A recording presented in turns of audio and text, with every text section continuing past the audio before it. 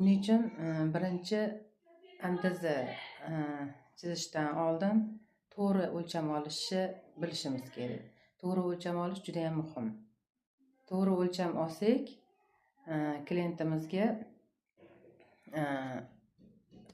mana manekenda ko'rsataman. Bu 92 ko'krak aylanasini ob'yemi 92 ga to'g'ri keladi. Razmer chiqaradigan bo'lsak, bu 46 razmer bo'ladi. Uni 2 ga bo'lganimizda razmer kelib chiqadi. Mana shu razmer bo'yicha sizlarga tushuntirib o'taman. Maneken bo'yicha. Endi ozgina ishlatganimcha anaqalari ko'chib ketgan. O'zi mana shu ko'krak liniyasi,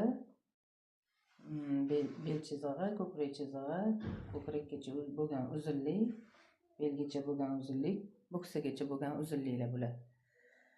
Hozir men sizlarga to'g'ri o'lcham olishni o'rgataman. Eng muhimi odamga qolipdek chiqishiga to'g'ri o'lcham olish eng muhimi hisoblanadi. Qachonki sizlar to'g'ri o'lcham olsanglar, primerkasiz bemalol tiksanglar bo'ladi. Primerka qilib o'zinglarning ko'nglinglar xotirjamligi uchun, hech bo'lmasa uzunligini o'lchash uchun, klient o'zi ham primerka qilmadi-ya deb ko'ngli xijil bo'lmasligi uchun ham primerka qilasizlar. Uning uchun mana to'g'ri o'lcham olish uchun birinchi bo'lib ko'krak aylanasini to'g'ri o'lchashimiz kerak. Mana ko'krak aylanasi deganda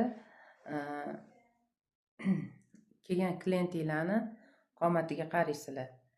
Mana qomati qanaqa bezgaltir taqqan, ko'tarilib turadigan bezgaltir taqqanmi, osilib turgan bezgaltir taqqanmi, shunga e'tibor berasizlar. Klientinglardan